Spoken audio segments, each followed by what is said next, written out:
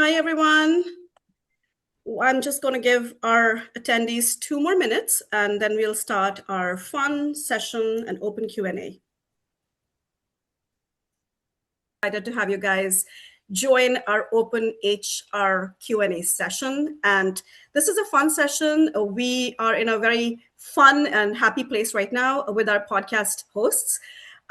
We have Dr. Liz Warren, we have Dean Kipp, and we have Nikki Blanche, and we are just going to start the session. I just want to let you guys know we have a Q&A box where you can put in your questions, and our hosts are just going to go through as we proceed. And so now over to the team. Thank you. Wow, nice. Okay. Yeah. Well, some of you may have seen us. Can I plug our podcast Yeah. quick? With our HR service unscripted. The three of us are involved with that, and please download us, like us, subscribe, wherever you find your podcasts. We're just jumping on to have a few questions. Please ask anything you need. We will give you an answer as well as we can. We can't give away too much. Yeah, we'll see. We'll see. We'll see the questions. Anyway. Okay, we kind of discussed. Do you want me to start with the one we were discussing a minute You have the ago? one to Yeah, start? that'd be Yeah, I didn't great. read it. I want to hear it. I didn't read it either. No. I threw it in. Well, I actually had this question asked to me on Saturday of all days. And it's not too bad. I have two really good ones actually that were asked to me on Saturday. But the first one, I work with a mix of people. Mind you, this is quote unquote from a person that I was having dinner with.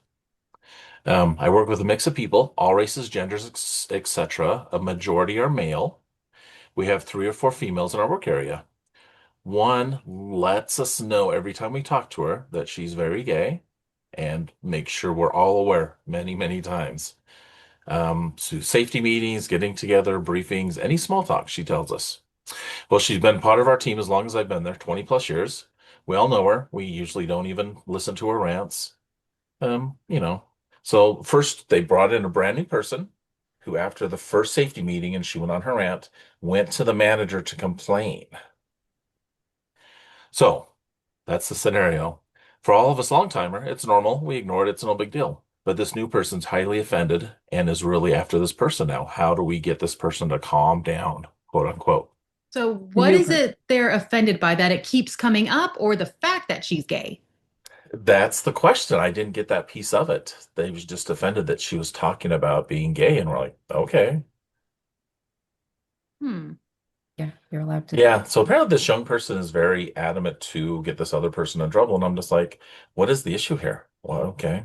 How, Can as an we think, HR, though, that it turns into sexual harassment of the new person if this other person is like keeps drilling in their sexuality? Definitely. And there's a certain level of boundaries that we have to have in the workplace, and it's okay to set that standard.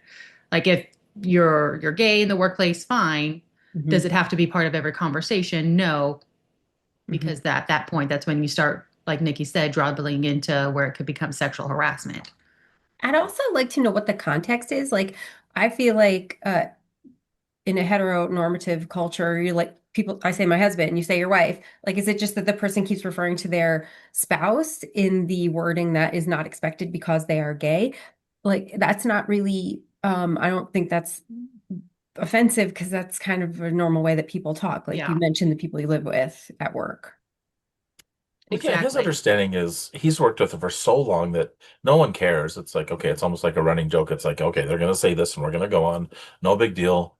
This new kid comes in is offended by something that's been said. I'm like, okay, well, let's look at this more. There's a few more questions we need to ask. Not Yeah. only with yourself, with your story, because he's like, I don't care, this new kid. And he's like, let's just get rid of the new kid. They're causing friction. We've done this for so long, for so many years. Everything's been fine until the new person came in and started making waves. And that's what I'm wondering, is it, if this person's trying to get the other person in trouble, then maybe it's not so much a problem that it's being brought up, but it's a problem that that person's gay. And that also has to be examined as well, because then we run into discrimination in the workplace. Mhm. And But that I person think may need also some. if you fire that new person for raising a flag, is that not discrimination against them? Because if it's not said in like the course of conversation, but instead the person saying, well, because I'm gay, blah, blah, blah, that is offensive then. I would be very careful before terminating the new person for complaining. Yeah, I think this one you have to tread very lightly and get more information about what's going We on. need a lot more information, of course. Yeah, but just an interesting question that came up, That especially is from a interesting. person Yeah. who's been at this. He's literally going to retire in October, so he's been at this company a long time, done the same job forever, very manual labor, Mhm. and it is with a state government, believe it or not. Not that that matters. It's, there's a little bit more information about the company, and everything I could give, but it's not I mean, really it matters a necessary. little bit because typically state and federal workers have stricter That's true. That is provisions true. That for is true. discrimination. Yeah, so it's an interesting scenario. It's something that, okay, think if you're brand new in HR and they come to you on this desk and say, hey, boom, what do I do? Like someone who's just brand new, this would make their head spin and go, oh my gosh. Mhm. I Then we're mean, like, like okay, everything, let's we just have go to talk to answer. some people. We always say it depends. Let me hear It more depends. information. Let me conduct an Uh-huh. investigation. Now I have to like talk to the witnesses and, get the context of it. I love that we always remember to not jump to conclusions and to say, let me talk to every single person who's involved in all levels and get, yeah, it's important to know that this person's worked there for a million years because obviously they are probably a good worker. Uh-huh. Well, that if they've worked there that long as well and haven't received any other complaints, then that also speaks to the culture, the context. Maybe it's not a pervasive, ongoing issue. Um, but I don't know. We need more information. But we should have a bell for every time we have to answer. It depends, or we need more information. Oh man, Just that would ring just it. go on continuously. Reinvesting all day. Well, the other interesting piece is, this crew, all the people have worked together literally for 20 plus years. And so it's very interesting. You have this old crew, then you bring in someone new, and someone new, all of a sudden, maybe they don't like the change of Mhm. having a new person there or this and that. And you're like, okay, what's the real dynamics going on? And that becomes an issue in a lot of those really tenured teams that sometimes they become a little clicky and are more Yeah. not as warming when new people come in. Exactly. You bring in some new person who's not tenured or proven, and yeah, it could be. Anyway, so there's a few ways this could go, and I know we need to investigate and ask a lot more questions on it, but it was an interesting dinner conversation. That is a good starter question. I like it. Mhm. I Yeah, like yeah. also how it highlights that sometimes when you have a new person come in very much like family dynamics, when a new, person comes into the family, it changes things because then you're looking at it through a stranger's lens. So is this person exposing valid issues or is the clickiness of the existing team not accepting to new ideas and changes of work and things like that? Agreed. Because Agreed. sometimes when you get to that level, you can be a little bit more open with your coworkers than what you probably should be, Mhm. which Right. can make newcomers uncomfortable. And when you've known somebody for a million years, like you just, there's a verbal shorthand that comes from that where it's like you don't have to explain exactly who you are each time you just say this stuff because not Yeah. only do they know you, but they've seen you go through these things for however many years, Mhm. Oh yeah. And they know all their friends and families. They all live by each other, and you get a new maybe person in causing socialize. drama. Yeah. Right. Okay. We do have a couple questions already in the chat. Oh, awesome. I Wow. didn't read through them. I'm just going to read them live. All right. So what do you do when a high-performing employee is consistently reported for behavior issues, but leadership doesn't want to act because of their results? That's a common theme that we see. So common. And it's unfortunate because you don't want to stifle the performance, but at the same time, in order to enhance the performance of everybody else, you need to address the issues. Well, was it our last podcast or two ago that we talked about high performers equal high maintenance? So the high performer may be covering the company's costs, but they're a total turd. And how do you want to handle that? Do you want to get rid of them and lose that revenue? So it's real Also, I talk, feel like right? we've typically find that like their behavior issues sometimes are what is driving their success because they don't exactly like play by the rules, but that is what is making them they think outside the box and they, Mhm.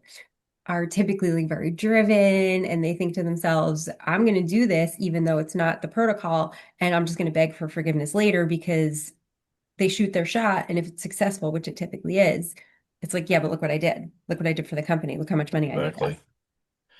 And this is another, it depends because It does. You have a high performer who could be just literally running the company. Is it affecting turnover? Is it affecting everything else? Is it affecting people's well-being? We have to look at all the different scenarios. It's like we're not literally not just going to go and get rid of this person right off the bat because they're making others angry. because they're annoying. Yeah, And if you we have got rid of, I'm sorry, kill this. and you have to I would have consider the been fired a validity. long time ago. The validity of the complaints as well. Some of them may be very valid, some of them may be having impact, like Dean was saying. But sometimes when there's high performers, you have others that are not so keen on it, and maybe in order to make themselves look better, they put their problems on somebody else, and that could be it too. Because they feel like it highlights their deficiencies. I mean, in Hmm. this case, I think I've been around long enough that my like typical answer for this is as long as they're not doing anything discriminatory or dangerous, you're gonna have to live with it because they are keeping this company successful and that's how they're doing it. Like I'm not gonna stop them. I'm big on still addressing the issue. If it's a legitimate issue, I still want to address it because in reality, it does have an impact on other employees most of the To time. address it. And as soon as those number falls, they're gone. Yeah, That, exactly. that Yeah, that's you kind of got to Nikki's keep it thing, right? up. If that's how you're gonna manage your workload, yeah, you have to keep producing because as soon as you stop, right. I mean, the people who are bending the rules, I think need to be aware that Mm. the product needs to be there for the On the justification. same note, too, it's interesting in sales because sales is such a cutthroat. Well, depending on the company, right? We know people who are in sales, and if they don't hit their targets within 90 days, the company lets them go. Hmm. Hmm. I'm like, how do you stay productive for that length of time and profitable and keep going? It's just a lot of stress and pressure on that team. It is. Salespeople are always like the wild, wild west of every company, you know? Like those people.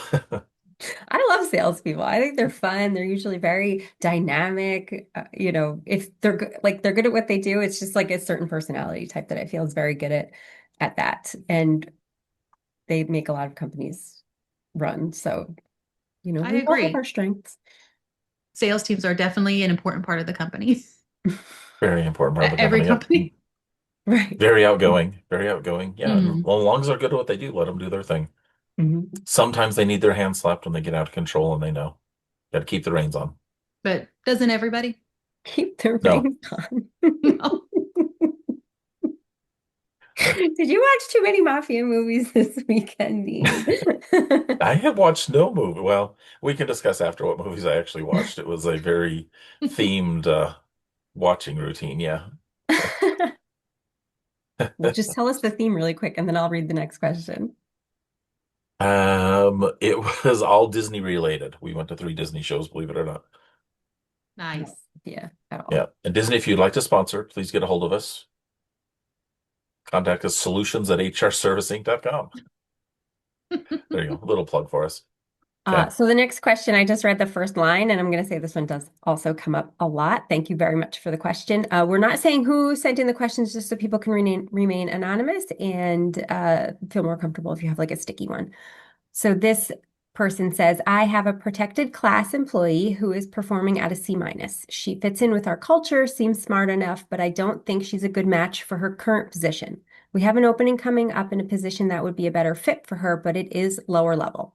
Can I tell her that we are moving her to this open position if I keep her pay even? Any concerns with this, or do you have any advice on how best to approach it? She is on a performance improvement plan currently and is really trying in her current role, but I believe it's just too much for her. I'm excited that she's already on a performance improvement plan because a lot of times that's the missing piece that the employee doesn't know that their performance is not up to par. Yeah. And then it's a big surprise when they're like, hey, you stink, go to this other job. Hmm. And a lot of times when you do find an employee in protected classes, some managers are afraid to approach that employee and talk about performance deficiencies. And did they say that they would move him to this other position at her current pay? They did. So that's a positive. Usually you'll all Hmm. see where they want to take him to a lower position at that position's pay. So she's getting to a position where she could actually do at the same pay rate. I mean, it's kind of a win-win right here. It definitely is. And Brings I the think employee too. it's acceptable to have that conversation. Hey, you're not doing okay on your performance improvement plan. It's not looking like it's going to end well. However, we do have this other option because we would like to retain you. We do see you trying. Here's another option. Mhm. And your pay will remain the same. Mm-hmm. Yeah, Other than exactly. just, if it's someone who's very ambitious and they feel like it's a downgrade, but I still feel like an open, honest conversation is the most respectful way to handle it. I think that's what Yeah, something and like managers are afraid to just like lay it out there and be like, these are the facts. We no, can this offer one's this. actually so whoever wrote the question, actually, I think you did a very good job with this because Mm-hmm. you say she does fit in our culture, right? You're Mhm. intelligent, just not a good match for your position. There are people who are not good matches for their positions, and I respect people who find matches within your company to put them in the correct position. And there's a lot of companies that they'll just cut and let go Mhm. and try again. I mean, this you think this saves in recruiting? One, if you're a recruiter or in doing it recruiting, you're like, "Pfft, I just covered a position right there."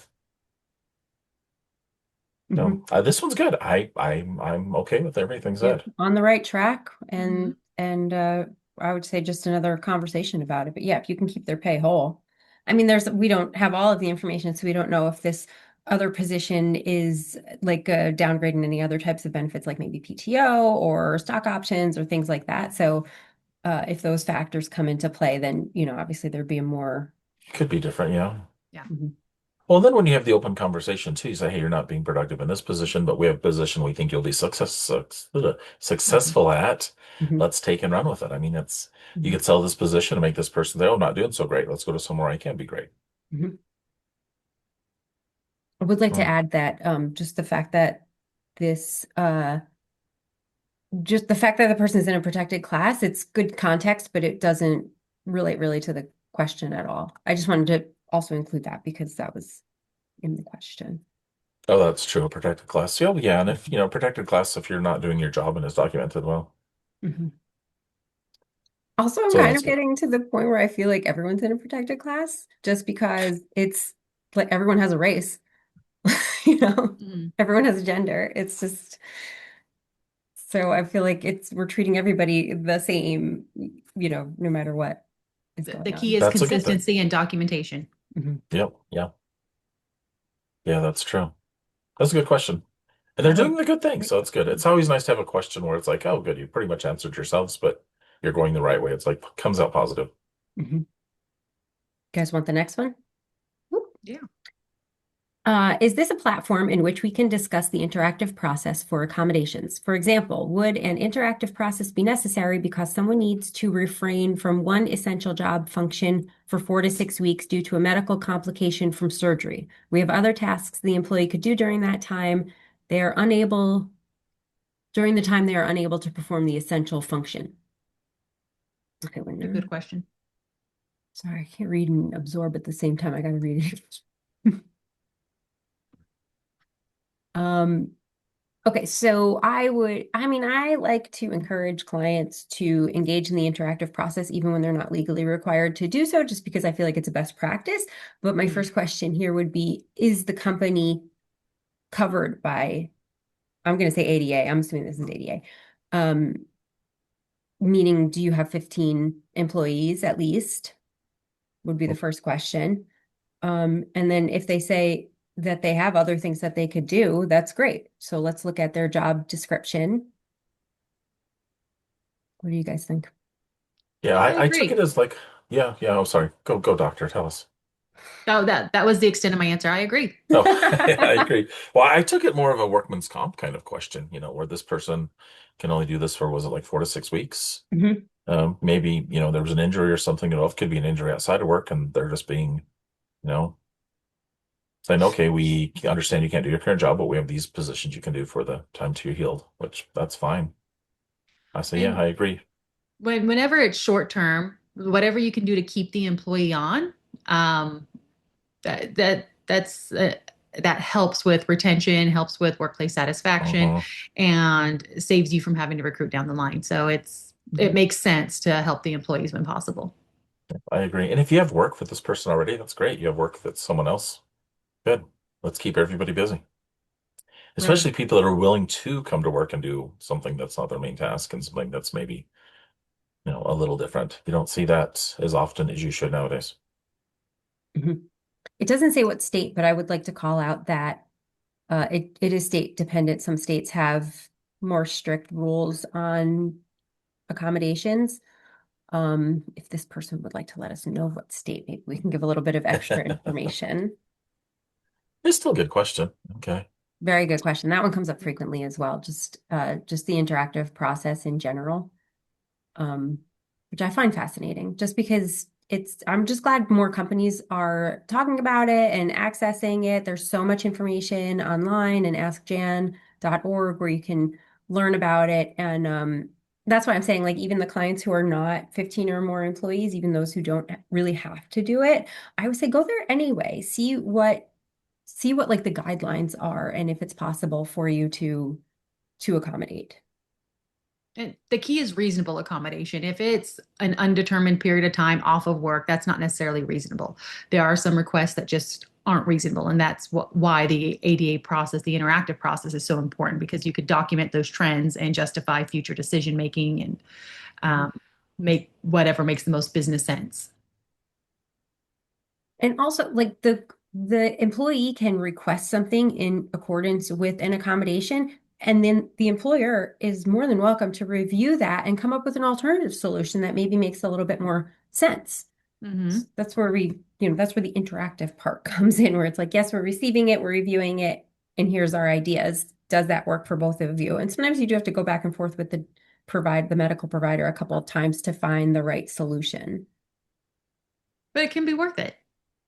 For sure. And I always encourage employees, like, don't be afraid to ask, as opposed to then things go down the line and it's too severe, or you're too injured to come back or something like that. Like, let's talk about it ahead of time or as early as possible. Great. Great. Did you have another question, Dean? I have a couple. One's kind of long and similar to injury, but I don't know. Let's do kind of it's kind of funny and silly because we've all had this asked to us, I'm sure. This one says my taxes got all messed up. The company never pulled my federal tax. Now they won't fix it. I'm paying a ton in taxes that I can't afford. What do I do? That Adjust is your literally W-4 next year. right, right. It's how many times have we had this? Actually, I had this a couple times this year already. Uh, like you didn't pull enough taxes. I'm like, I don't touch your taxes. That comes out. That is something you pick and choose. I feel like people don't like this answer, but when I get asked this question, I say it is ultimately your responsibility to make sure your taxes are correct. And that is why we encourage people to review their paycheck every time they get one. And I agree when you're like, you have automatic deposit and all your bills are automatic, like maybe you're not looking at it all the time. Um, at least look at it at the beginning of the year and make sure things are okay. Maybe mid-year. I mean, look at it, make sure it's your job. And Yeah, this and is if you unfortunate because at the end of the day, it is ultimately the employee's responsibility. The payroll's only going to do whatever is on that W-4. So it's very important to make sure that's accurate. And I say that having just had that happen to me this year, not me, myself, my husband didn't do his W-4 right. And so we owe some taxes. So I get it. It's not pleasant. It sucks. But at the end of the day, it's our own fault. We have to fix that going forward for the next year. Mhm. and when I got this question, I just kind of like I giggled to myself because yes, I've had this, but everybody I know that's in this field has had this asked to them at least once, if not Mhm. multiple times throughout their career. And it's like, how do you not look at your stuff for an entire 12 months and realize, oh, I didn't pay any federal taxes? Look, I'm Like, sorry, oh I'm my, judging you. Look at your stuff. This is Yep. like literally the money you're using to live. I So agree. if it comes, so the other part of it that kind of stinks is that if it is established that the company did make a mistake and that's why your funds were not allocated correctly, still the employee's responsibility. So every once in a while, you'll find an employer who's like, hey, that was our screw up. We will offer you this stipend or some kind of a payback plan or something like that. Like sometimes the employer will try to make them whole the best they can, but there's no guarantee. Yeah. That is out of the employer's good heart that they're doing that. It is not a requirement. Right. oh, That was a good one. Mhm. Yeah, it's just kind of short and silly. We're like, okay, I think we all know that answer. Okay, I did get one final one, and it's okay. It's not as good as the others, but this person goes on a lot. Setup is they are a production worker. Um, I have a coworker who is always getting hurt. It seems to be every week, realistically, every other week. One time he's pinched his finger, one time he's broke a toe, the other time he cuts his hand. All the injuries seem to be minor, just hurt enough to miss a day or two, maybe three. Our super seems, yeah, he tells us, that's just part of the job, part of our process. Move on. So I think the process is broken. And it's the same person that keeps getting hurt. None of the rest of us get hurt, and we have to cover for this gentleman all the time. It's hurting our numbers. Our boss won't do anything. What can we do? That's kind of a big question because I feel there's a lot going on here. There is a lot going on there. Is there training in place? Is this a trend amongst all employees, or is it only this one employee? Has It is this only the one employee, employee. so then it may not be the training for the company itself, but maybe that No, no. individual, are they following the safety rules? Are they, or do they just have bad luck? Like what is it? So I spoke to this person, face to face, a little conversation, and they're just frustrated because the person, it's almost, they feel it's self-inflicted, even though they can't prove it. But the person gets sidetracked, will put their finger somewhere or breaking toes. Like, we don't know how they break toes. That's mandated steel-toed boots, and they work with large parts and this and that. Yes, there's always hands, cuts, people getting stitched up. They all go through company training. Like, they have a safety officer, everything that goes through there. Just the one person, literally on their team, 8-person team, is always the one getting hurt. No one else is getting hurt. Are they doing after incident reports? Are they investigating to find out after each accident I what was the don't cause? have that. Yeah, I don't have that information. I know it. The reports go to the safety person. I don't know what happens after that, nor do they. But the supervisor just tells them it's part of the job. Keep going.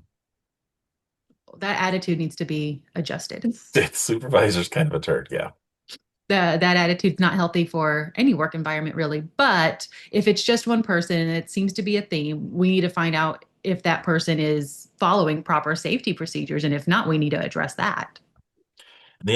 well, not interesting. So I do know it is in California. It is a large, large production company where they work, like they have unlimited overtime. You can work as much as you want. Oh, So yeah, it's very interesting. So all the things he told me, first of all, I was going through California rules about overtime and everything, because he'll work 70 hours a week. oh, there's a lot of red flags here. I know, right? So you can't terminate or discipline someone for getting injured on the job, but you can terminate or discipline them for not following safety protocols. So I would definitely Exactly. start there. And I agree with Liz that they need an investigation afterwards to see what's up. And I would also like to know, how do you break toes when you're wearing steel-toed That shoes? was a Like, question everybody has. are Yeah, we exactly. reviewing the It's medical documentation, or is anyone doing that? Hmm. well, and they watching cameras. There has to be cameras in this facility. It's just interesting all around. You just look at this person. Okay, this person, just the information. The crew thinks it's being intentional, just to get hurt, just to get time off and get, let's go. Let's file a claim, and workman's comp will pay you X amount to what you're working, and blah blah blah. It's like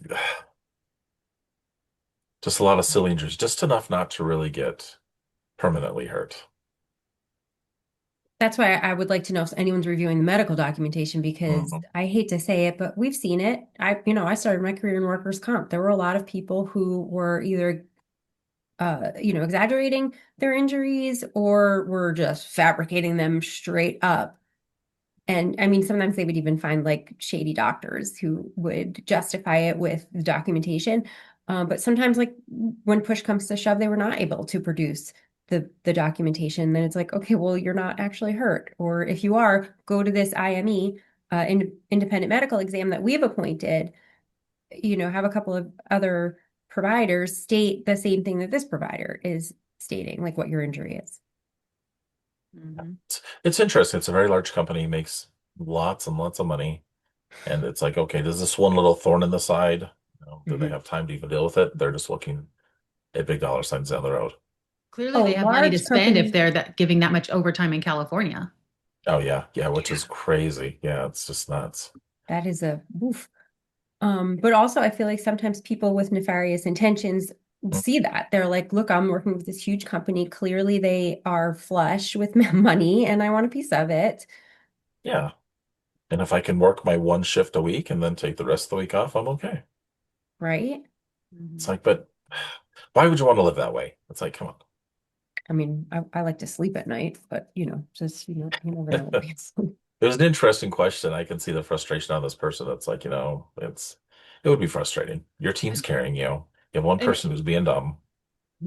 it's hard when you see that because if they put that same energy into doing their job, they could actually get promoted, get accolades, and I know. If enjoy you some work as positive. hard, yeah, Yeah. at your actual job as you did at avoiding your job, you'd be a superstar. Hmm. Hmm. Yeah, and this whole supervisor bit just drives me crazy. It's like, get part of the job, keep working. It's like, what are you doing? This one, we have another question. I don't know how much we can get into it. We don't have a ton of information. California again. Ooh. California employee has taken her full pregnancy leave, is now on state disability. Do I still need to protect her job / keep her position available for when she comes back? Don't those run concurrently? I'm going to say yes to start. So I'm not interpreting it as the California leave that runs concurrently with FMLA. I'm interpreting it as the separate state disability.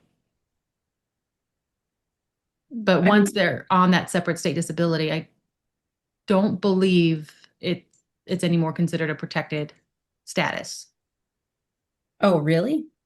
I'm going to double check that one because that's a good question. Oh, they followed up and said, yes, it's separate.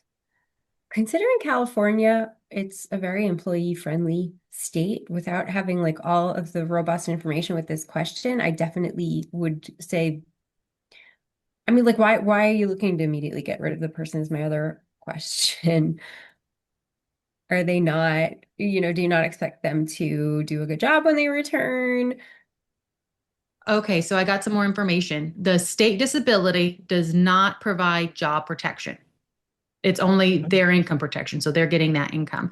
So if they've ran out of their federally and state mandated leave, then it's no longer protected if the only thing they have going on right now is the state disability.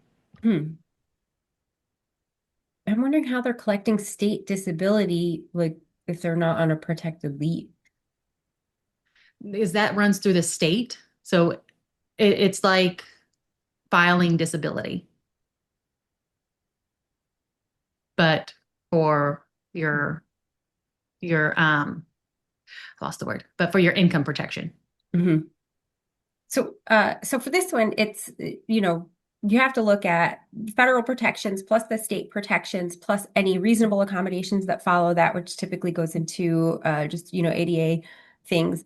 And literally like take a calendar and be like, this was this time and this was that time and that's that time. And if you're at the end of the line of that protected leave, sorry, I was just assuming that the state disability was going hand in hand with the state protected leave, but if it is now separate, yeah, literally count those weeks. And then if you're at the end of that time or you're no longer covered by that protected leave, which is separate from the income, you can terminate the person at this point. I wouldn't do it just on what I just said. I would follow up. You call us later and we'll talk about it again and get more details. Um, but yeah, that's always a sticky one. And California is very employee friendly, so I would be careful. And the source I'm looking at is comparing the state disability leave to long-term disability. So it's not job protection. It's not a protected leave. It's just income replacement. Hmm. So like Nikki said, if Is you've this gone through all the state required leaves, you've gone through all the federally required leaves, you've gone through the ADA interactive process, and you're confident that you've documented and fulfilled your obligation on that end, then at that point, yes, you would be able to terminate. Hmm. Good question. That was a question? good Yeah, one. it was a That's a good good one. question. Made us all think. Yeah. Whenever you hear California, you're like, let me pause. The next question is not so much HR related, but I'm going to ask it anyway because I think it's interesting. Have you ever been asked to do something you felt was legally or ethically questionable, and how did you respond? Yes. I think most people in HR have been asked to do something that was legally or ethically questionable. And Mhm. I can't answer for Dean and Nikki, but I can answer for myself. I elect to not participate in those scenarios and I get documentation of my recommendation. Nice. I like it. I have been asked a couple few times over the years as something that was not ethical or maybe not so much legal, but mainly ethical. I said, that's not the right thing to do. I'm not going to do that. Hmm.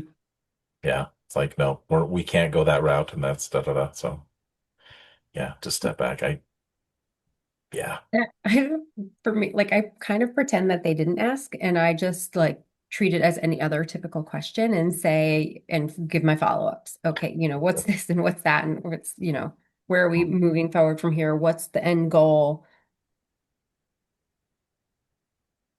So you have to really look at all angles and yeah, document, document, document. I can't believe this is the first time in the call that I said document because I usually say it for everything. We all usually say document, document, document. Yeah, but it's been interesting. The ethics thing always gets interesting because, what's ethical to some may not be ethical for others. Hmm. That's true. And I like Nikki's point of looking at it from other angles because a lot of times you could find alternative solutions that maybe don't make them 100% happy, but are still salvageable and usable. A compromise, but not, anything that compromises your values. Let's avoid that and have values. How about that? So we got two questions coming in. Dean, do you want to hit that one in the chat? Maybe. I mean, I also The- have a quick one if you want to take a minute on that one. When policy says one thing, but the situation clearly calls for flexibility, how far should HR go in bending the rules? Can we just answer this? Oh, whoops, we lost the question. How far are we going back? So, okay, that's another one where, yeah, I get that. You have a policy which is more like a guideline, like guardrails, and things are going to come up that deviate from that, and you need to document and give justification. Equity in pay is a big one. Okay, we have this woman who's been working here for 30 years and she makes $5 an hour, and we have this 25-year-old man who's coming and he's going to be offered $10 an hour. What is the justification there? So, what is it? Is it education or relevant experience or something else that this person brings to the table that demonstrates how they are deserving of more money or whatever? So it's the same thing, just like review it from all angles and then make sure that you document exactly what you were thinking. And I'm not going to say that's going to absolve you of all liability because, you know, maybe to tell us everything so we can help you. Um, but yeah, just document and justify. I think having that business reason for the flexibility goes a long way, especially when it's documented in protecting the company. Because also keep in mind, whatever you do here, you're setting the precedent for future similar situations. So another thing to consider is, would I have this same, if this is a strong performer, would I have the same flexibility for a poor performer? And if your Mm, answer is no, then that's a good sign that maybe you shouldn't bend the rules that much. that's a good way of looking at it. Yeah, it's so nice to like turn it around and say, how would I treat it if it wasn't this situation, but it was the other one? That's such a great way to look at it because it really highlights if you're being unfair. Yeah. Be consistent. I always try to preach, be consistent, please. Okay, should we jump in this one? I grabbed it and it's Yeah, I want to hear about it. I all don't know right. Iowa off the top of my head though, so We are in Iowa. Shout out to everyone in Iowa. We do temporary seasonal layoffs for employees. We sometimes have employees who go out under FMLA near their layoff time. They are then off over the layoff period. So they're on FMLA during the layoff period. Do we count their time out during layoff towards their FMLA time, even if we don't have employees working? If so, and they run out of FMLA time, but employees are still on a layoff, can we still terminate even though providing additional unpaid time is not necessarily an undue hardship? Where I There's a think lot this to comes into process. play is that, so they're on FMLA and obviously it's 12 weeks. They take the whole 12 weeks, right? But there's no work. So then say they come back to work for a week and they want, maybe they've only taken 1 week really of the FMLA because that's when there was work and they're on leave. So that means they have 11 more weeks to use during the course of the year when they are back to work. So I think the issue is becoming that these people can take off for like all this time. They're getting all this additional time, like when there is work to do. So I would not count the layoff time as FMLA time if there's not work to do, if that makes sense. So to Mhm. Nikki's point, that is increasing the amount of FMLA time they have. But at the same time, you are still able to go in and not hold that job because there's no job to hold. So you could still go through the layoff process, Well, especially if you still consider them eligible for rehire and bring them back on the following season when it starts back up again. well, here's my question. Are they qualifying for FMLA if there is a light, if they are seasonal? Are they hitting their hours to qualify for FMLA? Or are we just giving them FMLA? Okay. We But got a yes. yes. That's Thank for you. yes. Thank you. Okay. Thank Yes, you there's for so many that. questions we can run through, but yeah, it's a great question. Yeah, but I'm with Dr. Liz. It's, Mhm. yeah, their FMLA would stop at that. Well, then again, if you want to go the other route, what there's no work, the positions are gone and there's no work. Do we have to retain this employee on FMLA? Good term if there's no positions there. Yeah. Because the role's terminated anyway. I think where the issue is coming in, if I'm reading this correctly, is that when they return to work, like, do they have to rehire this person because before they left, they went out on FMLA, so they were on a protected leave. But let's Mhm, let's try to keep in mind that protected leave was just from when they went out to when the job was no longer available. mhm. So, I mean, my first response is no, you don't have to bring them back to work because the job has been eliminated.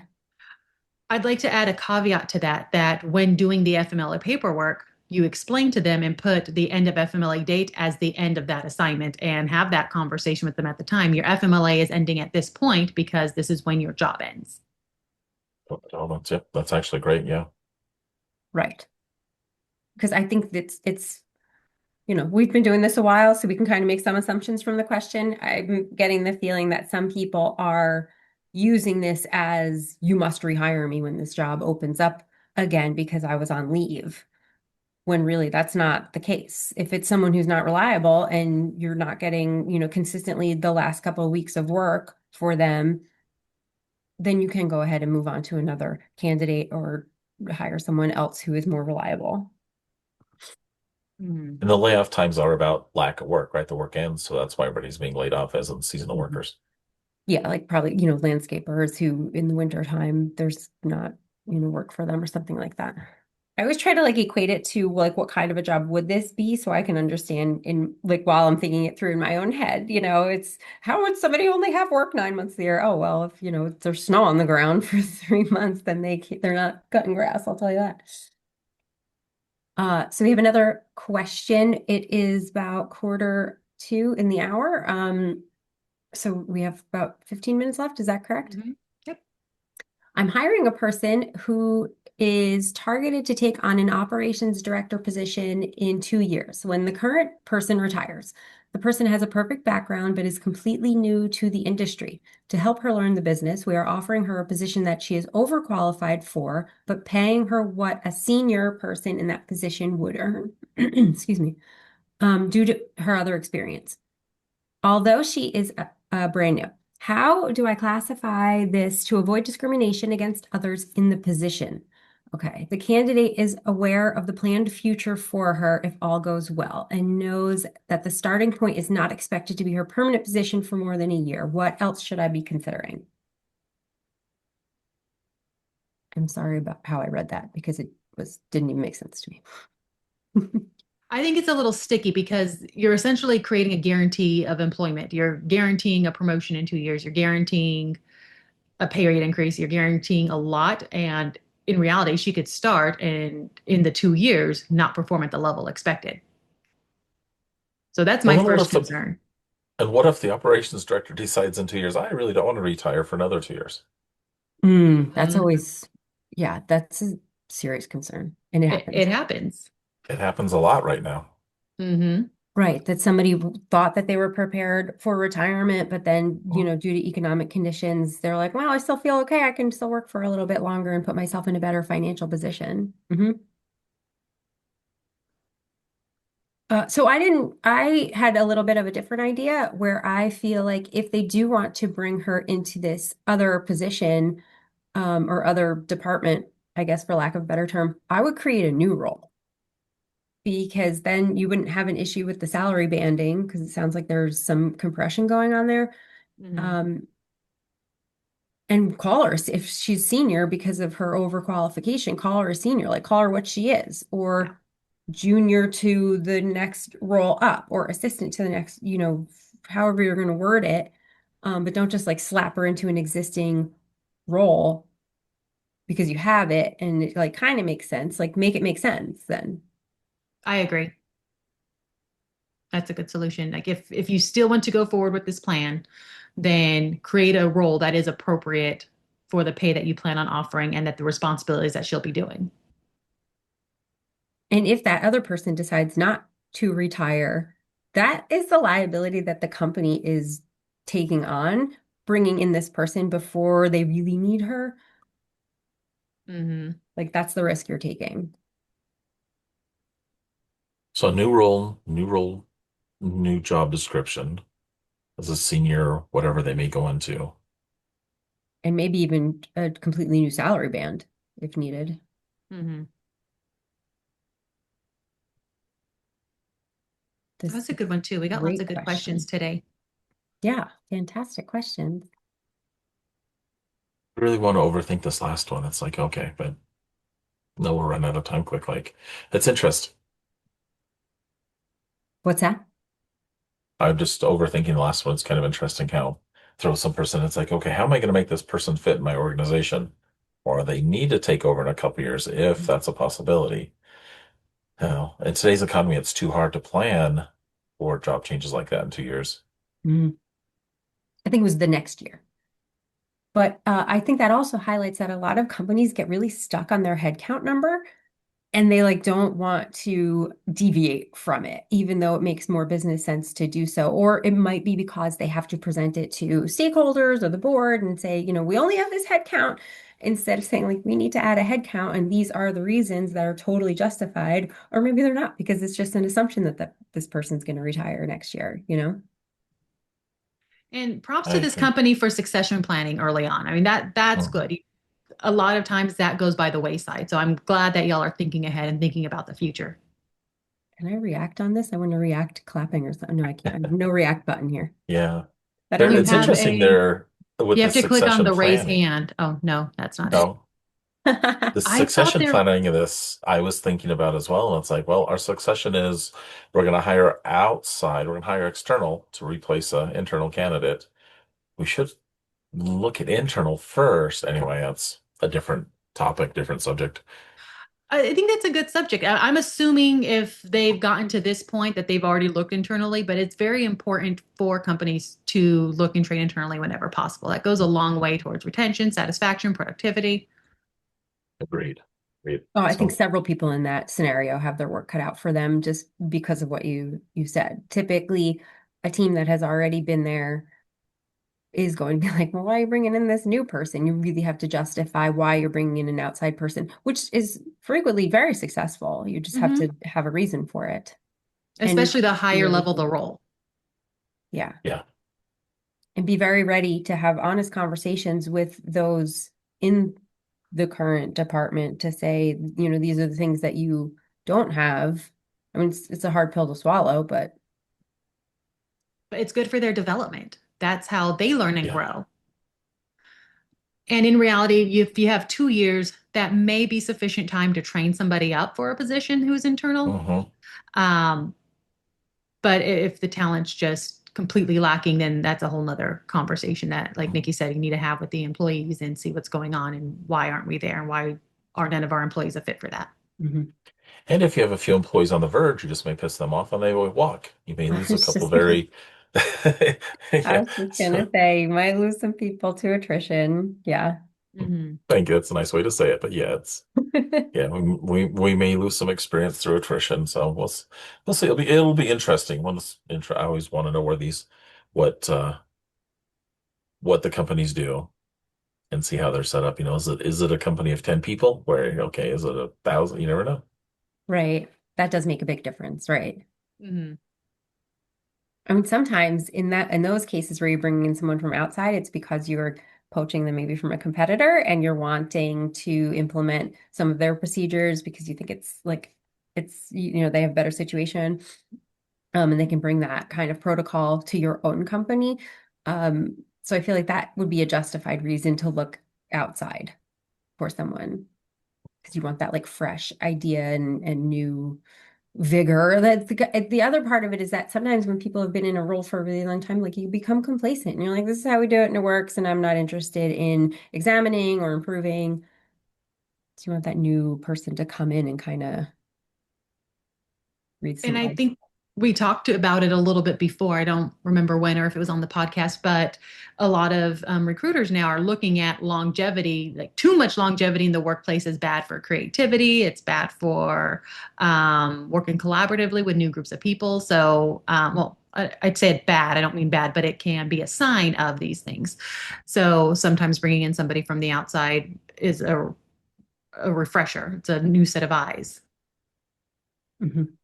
Like how we said in the beginning of the call, where you get that new person coming in and they change the dynamic, even if they don't mean to, but it's just by the virtue of how like they're coming on board, they're going to change the dynamic of things. Their personality is different, their experience is different. It's true. They may be a young go-getter who wants to change the world and feels they can, and you have a whole bunch of senior people who do not want any type of change whatsoever. We're comfortable. And there's nothing wrong with that Mhm. either. Oh yeah, yeah. You need both in the company, really. Both have value. Right. That was a big question. That was a good one. Hmm.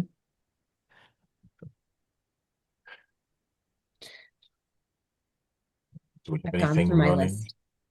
Okay.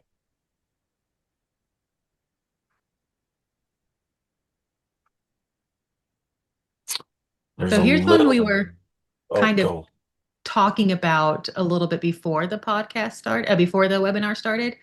What are common HR myths that you hear?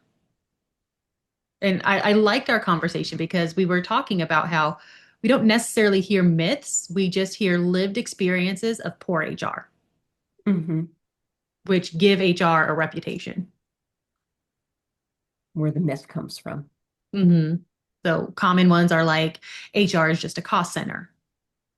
Yeah. Like if you're not managing HR appropriately, it can be a cost center. But if you are implementing best practices and it could show return on the investment of what the HR team is costing. My favorite is when they say HR is just to help the company make money or not lose money. I mean, that myth is born in reality. But Hmm. isn't every position that way? You don't have a position Yeah. that's going to lose money. Everything's there. HR is just for the company, so employees get scared. No, don't go to HR. They're only for the company. Well, similar to that one, the myth that I always hear is HR is just there to fire people or do the company's dirty work. And that is bad HR. I don't Agreed. like to do that. I don't, and we don't enjoy firing people either. We enjoy implementing solutions that improve the company, which sometimes does equal termination of an underperforming employee. But I much prefer to like start the year fresh with like, these are the initiatives we're going to do this year. This is how we're going to improve culture, and this is how we're going to make more dynamic communication, or, I prefer to do that kind of stuff, or like wellness benefits. That's what we like to do. but sometimes we do have to do the things we don't like. Yeah. Train and develop over terminate is always a preferable option. If possible, yeah. Terminate is always the last option. It should always be the last option, unless you guys come to us and you're like, I got to fire this person today. And then you give a whole laundry list of bad things that they've done for the past 2 months that you didn't tell us about. But, that's rare. And really, HR is the one who's supposed to be mitigating that, because we need to be in contact with the leadership to say ahead of time, like, these are the things that we should be doing. Make sure you start doing it, set some goals, put some things on the calendar so we don't have to do things like the laundry list and have an uncomfortable conversation. Exactly. Mhm. I like the piece when we can do training compliance. Big fan on training. Management training is a lot of fun. Make sure they're It is. All right, Especially Mayhaw's new back. managers. Mayhaw's back. I'm just here to tell you guys 2 minutes left. Quick, if anybody has another question, any of our listeners, we would love to answer it in the 2 minutes we have left. Absolutely. And we do have solutions at hrserviceinc.com where they can send out their queries, anything that we have left out, or they have any questions. Very happy to help. And this was a really, really fun session, actually, I must say. Mhm. And we do have the podcast, so please subscribe to our podcast. We have these fun conversations all the time. I will actually post the link to our page in the chat. So if you haven't already, please follow us, subscribe, give us a thumbs up. We are available every time on Facebook as well. So You can also hear me and Dean talk about bears for a while. Not that was the really bears, fun. just regular bears. I don't join that conversation because we don't have bears. Or The Napa and Bear. not interested in the Bears either, which I believe is a sports team, but I can't tell you where they're from. Is it? They are in Chicago. Chicago. Yes, Ah. they are a football team. Yes, a national football. I really didn't know. I was really searching the back of my mind, like, what sport do they play? I think we've Oh, had we that can come even go up. Bears. Yeah, because the Chicago Cubs, which is a baby bear, they play baseball out of Chicago. So there's a couple of Bears teams in. That just broke my brain. I'm never going to, that's going to mess me up. All right, I Hopefully think our thought time throughout is the up. day. So thank you guys. Thank you so much, Liz, Dean, and Nikki. It was so fun hearing you guys. And please subscribe to the podcast whenever you get chance and email us with any questions, and we'll be happy to help. Thank you all. Thank you all for joining today. Thank y'all. Thank you. Thanks. Bye. Bye.